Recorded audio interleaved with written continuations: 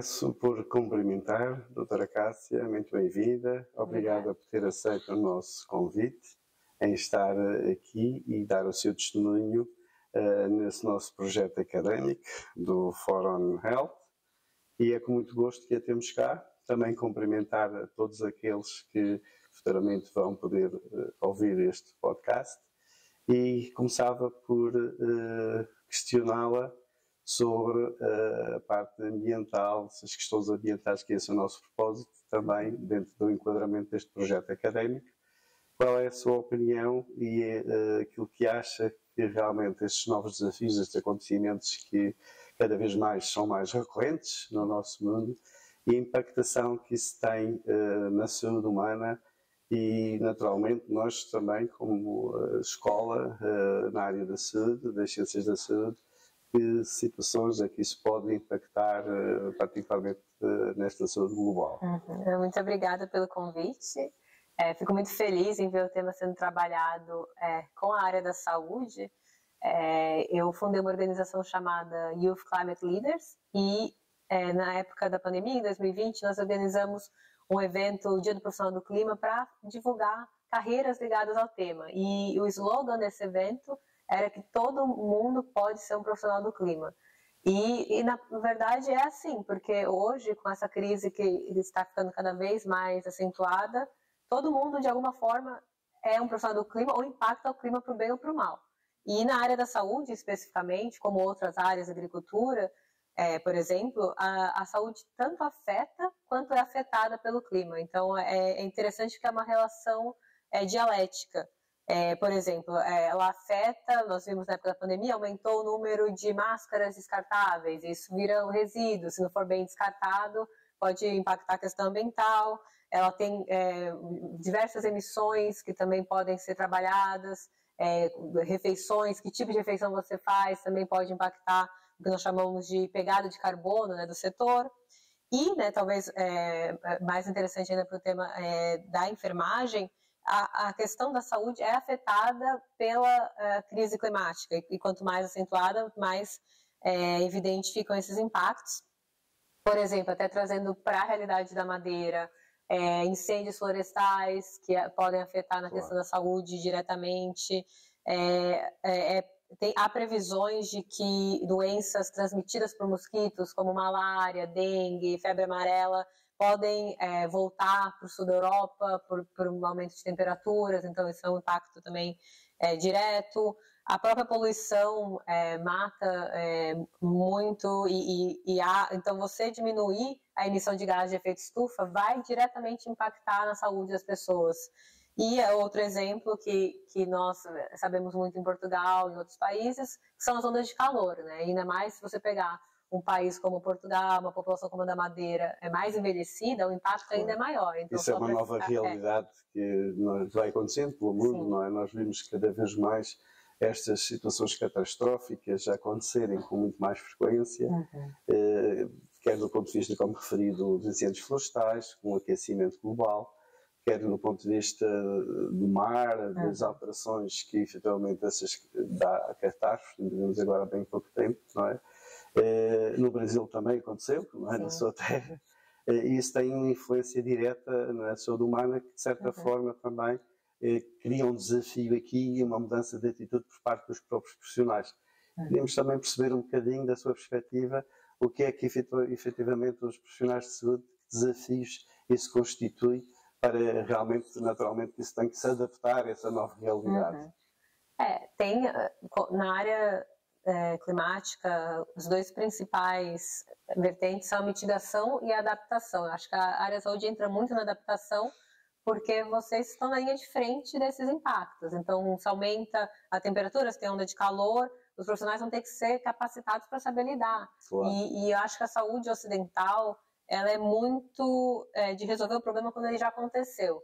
Então, talvez a mentalidade de sustentabilidade de uma forma mais até filosófica na área da saúde pode ser de tentar evitar o problema, né? Pensar que o cuidar da saúde não é só mitigar o problema, que é a área da mitigação também na questão climática, mas também refletir em que tipos de comportamentos nós podemos Isso adotar. leva-nos também para uma área, peço desculpa pela interrupção, mas para uma área da saúde pública também, de investir mais nessa área, precisamente do ponto de vista da educação para a saúde, da prevenção, da vacinação, portanto, aqui as questões de literacia também da própria população, sendo os profissionais de saúde pessoas que estão muito mais ligadas diretamente a este contacto personalizado, se calhar seria também uma forma de investirmos nessa área para estarmos preparados para, de certa forma, dar essa resposta à população. E políticas públicas como um todo. A boa notícia, né, nós começamos falando da parte dos impactos, mas muitas das medidas para combater a crise climática também são positivas para a saúde. Por exemplo, no momento eu moro na Holanda e lá tem uma política muito de incentivo às bicicletas. Eu vou ao trabalho, muitas vezes, e de volta 50 minutos de bicicleta. Então, já fiz um exercício que faz com que eu não seja sedentária e eu estou usando um transporte que não emite. Menos poluente, né? Outra questão também, a gente pode falar mais pra frente também da Conferência do Clima, mas já até antecipando, porque um dos temas foi os sistemas alimentares. Então, sugestões como, por exemplo, redução do consumo de carne. Isso também afeta a saúde. Das top 10 causas de mortalidade adulta, a maior parte está relacionada com a alimentação.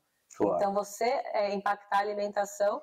E aí vem aquela questão também, que vocês sabem melhor do que eu, que muitas vezes os profissionais de saúde são tão sobrecarregados que não têm tempo de cuidar da sua própria saúde. Então, eu acho que uma coisa muito interessante que pode trazer essa cultura do bem-estar, as próprias faculdades introduzirem, incentivar que os seus profissionais também estejam cuidando da sua saúde. E agora, deixando essa deixa, o que é que acha que efetivamente esta nova geração está mais motivada?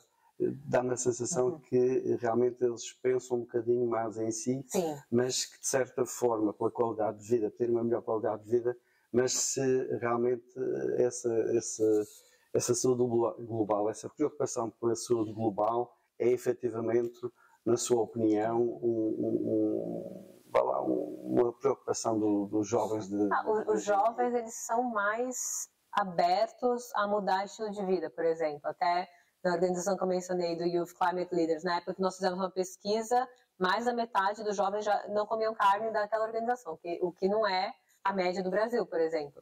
Então, eu acho que os jovens estão dispostos a mudar seu estilo de vida pelo bem comum, mas, ao mesmo tempo, e é outro tema que nós não abordamos ainda, a questão climática afeta também a saúde mental. Então, eu sinto uma geração que, às vezes, oscila entre a depressão com esse tema, né? Eles chamam até, tem um termo técnico do luto climático, que é basicamente o sentimento de achar que a sua vida vai ser pior do que a vida dos seus pais, assim. Então, que mudou até a minha geração, por mais que problemas que eu tivesse, como todo adolescente tem, eu sempre achava que a minha vida seria melhor que a vida dos meus pais, porque era o que estava acontecendo, né? Meus pais tiveram uma vida melhor que os meus avós, e agora eu falo com jovens de 10 anos, crianças de 10 anos, jovens de 15 ou mais, eles já não sentem isso gera uma questão até psicológica, né?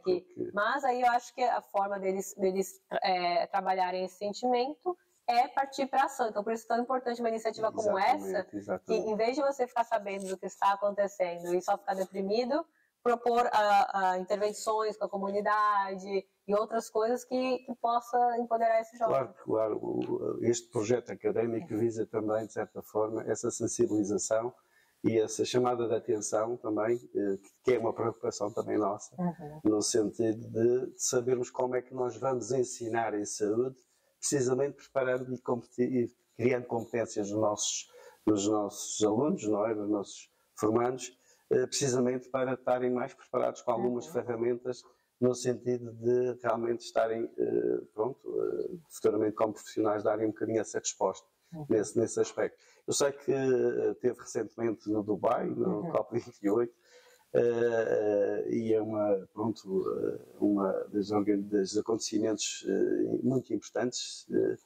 Quer-nos partilhar algum motivo ou alguma emoção de que efetivamente traz lá boas notícias? Gostávamos de ouvi-la realmente sobre esse aspecto. Obrigada. Acho que, bom, a minha área de formação original é Relações Internacionais, né? Então, para mim, essa foi a 8ª Conferência Internacional do Clima que eu fui, nessas COPs, né? Que chama Conferências das Partes, que fazem parte do tratado da ONU que regula o tema, né? A Convenção Quadro da ONU que regula o tema climático. Então, um momento importante que os países do mundo todo, né, que são as partes, são os países, né, a Conferência das Partes, se reúnem para avançar a questão. Né? Então, era a COP28, por que 28? É a 28ª reunião, ou seja, já faz muito tempo, a maior parte dos seus alunos nem era nascida quando começaram a falar sobre o tema. Né? Então, isso mostra, por um lado, que não avançamos tanto, porque, por outro lado, né, essa conferência em específico teve... além dessa declaração dos sistemas alimentares que eu comentei, a menção em se afastar dos combustíveis fósseis, que também foi um dos grandes temas. Acho que para vocês, e vale a pena, quem tiver interesse, entrar no site ou pesquisar mesmo no Google, a declaração ligada à saúde que essa conferência teve. Essa foi a primeira vez que uma dessas conferências, e como são declarações paralelas, essa em específico, mais de 120 países assinaram, né? Não todas as partes, mas 120, incluindo Portugal e Brasil. Então, é uma declaração, 3 páginas, mas trazendo o tema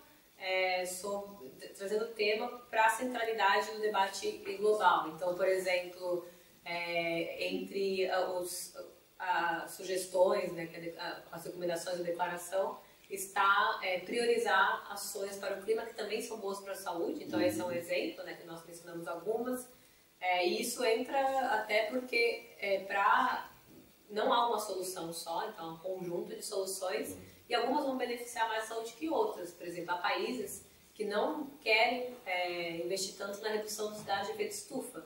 Então, eles preferem, por exemplo, emitir os gases aerosóis que ajudam a fazer o efeito inverso do efeito estufa, então que poderiam artificialmente diminuir a temperatura. Só que esse tipo de gás, ele não vai resolver a questão da poluição, ele não vai resolver a questão da acidificação dos oceanos, então não é uma solução tão alinhada à saúde. Outro ponto principal que foi mencionado é que os países eles têm que anualmente, a cada 5 anos principalmente, revisar os seus compromissos nacionais para o Acordo de Paris, que cada país tem a sua meta. E foi recomendado que nessa revisão próxima seja incluído o tema da saúde. Então, também porque não é normalmente. Se você for ver, curiosidade, pegar, no caso de Portugal, a contribuição da União Europeia. A saúde não é evidentemente detalhada, então fica aí uma recomendação também de também incluir o tema. COP28 foi um dos temas que sobressaiu esse compromisso e envolvência do impacto na saúde e o compromisso entre todos os países, que se reforça de certa forma essa preocupação em termos de ambientais, desta saúde global. O que é que acha, na sua perspectiva? Nós, claro que temos aqui que queremos reforçar essa linha orientadora do ensino em saúde, com essa preocupação da saúde global. O que é que, na sua opinião, acharia que tínhamos que, neste princípio, que já devíamos ter começado há muito, não é? Como é óbvio, de linhas orientadoras em relação fundamentais para que a população com a qual os nossos alunos vão trabalhar futuramente podiam investir mais no sentido de promoção desta saúde global? É uma boa pergunta. Eu acho que no século passado, e isso vem desde a Revolução Científica, cada vez mais as pessoas se tornaram especialistas. E é importante, porque nós temos uma sociedade tão complexa que precisamos que alguém saiba entenda melhor como seja especialista em uma doença específica, seja especialista num tratamento. Mas acho que agora também são 2 movimentos que devem acontecer ao mesmo tempo. Eu acho que vale recuperar uma educação holística também. Holística não no sentido esotérico, mas no sentido do todo. Então, por exemplo, hoje eu acredito que um jovem que está se formando na área de enfermagem também deva ler sobre outros temas e buscar um conhecimento geral na área ambiental e de sustentabilidade. Até a própria organização que eu criei tem um curso, né, do Youth Climate Leaders, que é bem generalista, porque aí você entende quando quando outros temas da complexidade do mundo atual chegarem na sua prática, você não vai ser pego de surpresa. Então, vai acho ser uma inovação, não é? Sim. Essa própria preparação para uma certa multiplicidade, uma diversidade de conhecimento, não é? Não propriamente, às vezes, no como se trata, mas precisamente com o efeito que essas situações podem trazer na impactação da própria saúde humana, que essa visão, às vezes, muito centralista e muito individual do conceito de saúde, ser, de certa forma, mais alargada, mais holística, como referi nesse ponto de vista.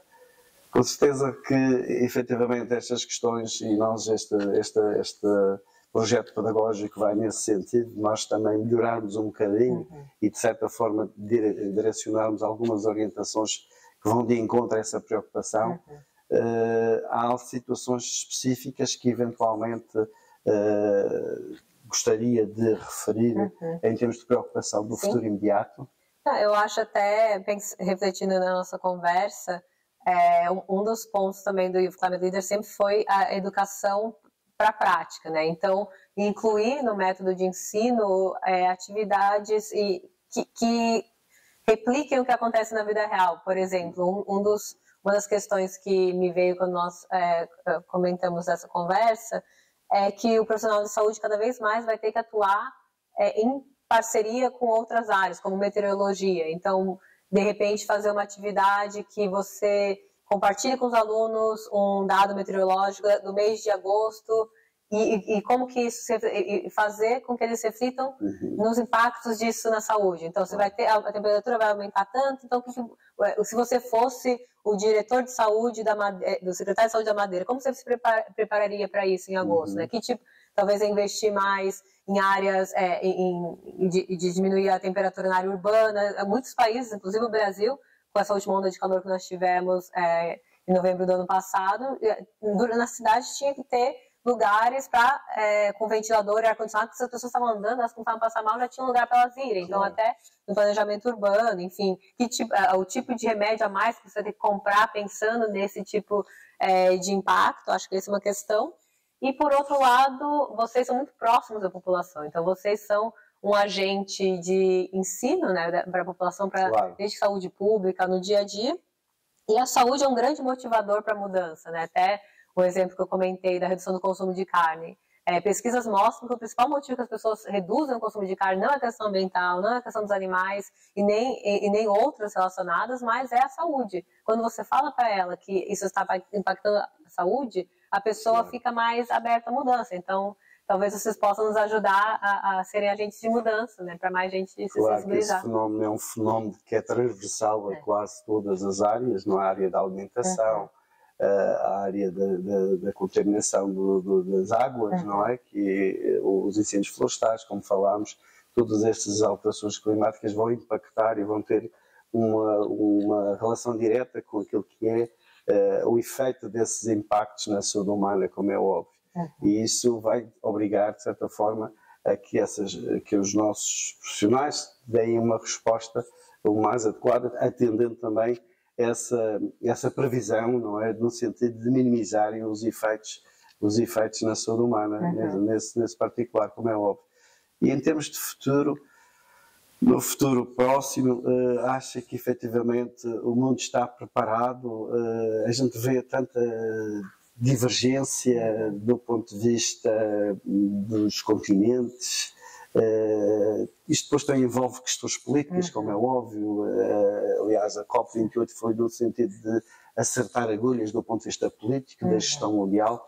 Mas como é que vê essa preocupação desta forma, quase que diria, portanto, desigual entre os vários continentes e, nomeadamente, o acesso à alimentação? Portanto, é um bocado difícil nós conciliarmos o que estratégias que acharia do ponto de vista político e resultado também dessas decisões a nível mundial político que poderá consertar-se. O que é que se poderá fazer para minimizar isso? Essa é a pergunta que todo mundo quer fugir, né? Mas a questão do futuro, porque eu gosto muito, conheço pessoas que são futurologistas, mas não necessariamente de mapa astral ou algo do tipo, mas como profissão de mapear futuros. E um deles uma vez comentou, sempre que você fala de futuro é no plural, né? Não existe um futuro. Desse momento, para os próximos anos, nós temos tendências, né? Nós temos vários futuros possíveis. Infelizmente, a maior parte deles, que a gente chama business as usual, né? Se a gente não mudar o que está acontecendo, o futuro sem uma atuação, sem uma intervenção, ele não é muito positivo, porque nós caminhamos para um aumento, né, das temperaturas médias para mais de 3 graus, né? Isso na média, né, que pode chegar a 6 ou 10 nos piores cenários, a probabilidade. Nós caminhamos para um mundo que o multilateralismo não está sendo valorizado. Nós temos 2 guerras ativas próximas aqui do continente, entre outras questões, mas eu acredito que essa resposta vai depender do que nós fazemos hoje. Então, não há uma... pode, às vezes, quando nós olhamos as tendências, não ser muito animador, mas, ao mesmo tempo, há mudanças que estão acontecendo, né? Então, é como... Eu gosto muito de uma teoria de um professor do MIT, o Otto Scharmer, que nós ensinamos também no curso do Youth Climate Leaders, que é a teoria U, né? Que é sobre como atuar em sistemas complexos. E ele comenta no livro dele que, no momento presente, o passado e o futuro positivo, esse futuro que quer emergir, que nós queremos também colaborar, eles estão meio que brigando. Então, nós vemos, ao mesmo tempo, pessoas e tendências que querem nos trazer de volta 200 anos e, ao mesmo tempo, jovens que estão aí, né, mudando seu estilo de vida, buscando uma vida integrada com a sua própria saúde, a saúde planetária. Então, vai depender de qual dessas forças for a mais forte, né? E nós estamos trabalhando para que seja um futuro mais positivo. O homem encontra às vezes sempre uma forma de dar a volta, não é?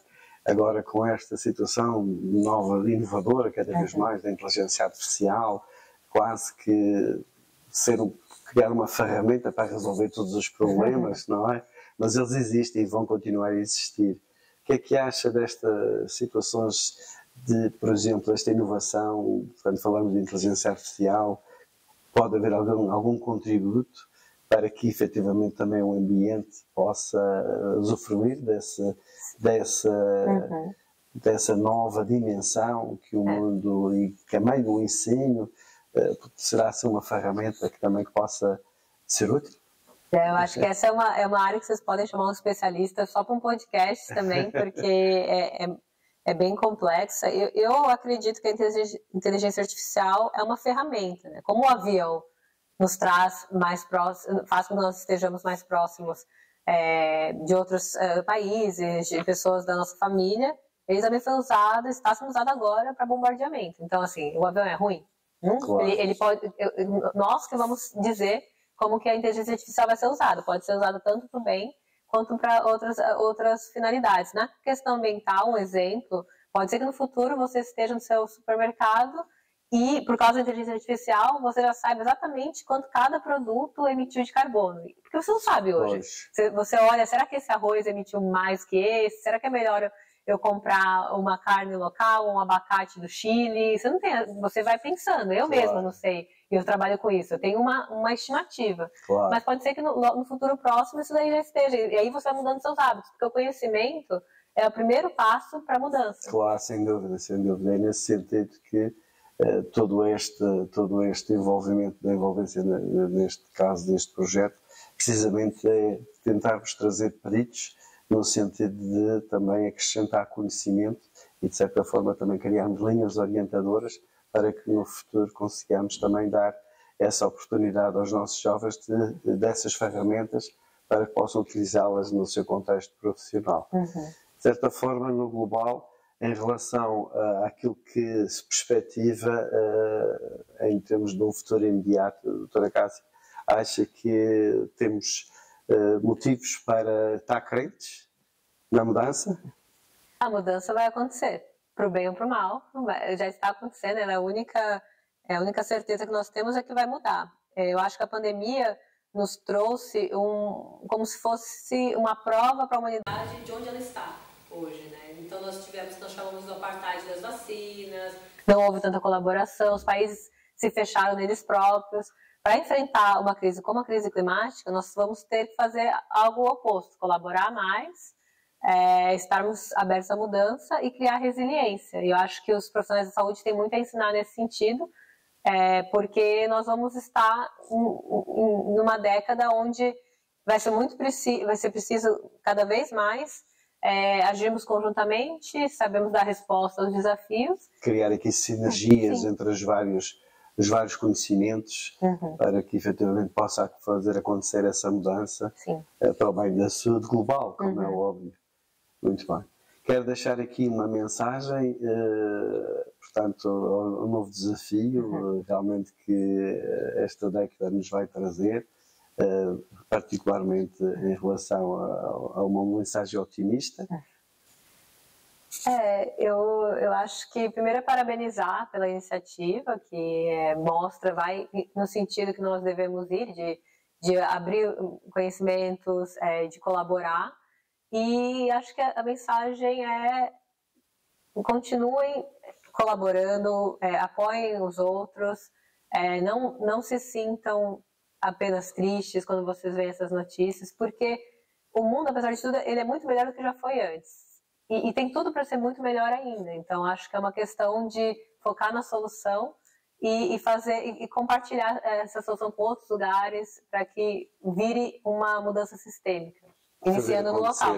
Tentar fazer acontecer. Sim. Então, é isso que efetivamente nós vamos tentar, com este projeto, dar asas a essa dimensão, que é precisamente esta saúde global, no sentido de também melhorar e contribuir para um mundo melhor, e que assim seja. Quero agradecer a sua disponibilidade por estar aqui connosco e fazermos votos em conjunto que realmente o mundo próximo seja cada vez melhor. E muito obrigada por este seu testemunho. Obrigada.